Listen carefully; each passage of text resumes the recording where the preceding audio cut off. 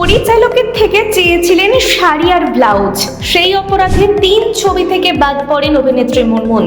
তার স্টাইল, তার কথা বলার ধরন সবটাই অন্যদের থেকে আলাদা। কথা হচ্ছে অভিনেত্রী মুনমুন সেনের। একদিকে তিনি যেমন টলিপাড়ার অন্যতম অভিনেত্রী, তেমনই আবার তার আরও একটা পরিচয় রয়েছে। তিনি হলেন মহানায়িকা সুচিত্রা সেনের একমাত্র মেয়ে। ফলে টলিপাড়ায় জেতার একটা দাপট থাকবে, সেটাই স্বাভাবিক।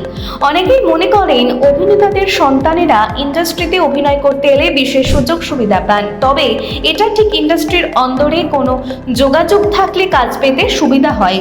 কিন্তু তা বলে যে সবসময় যে তাই হয় তা কিন্তু একেবারেই নয়।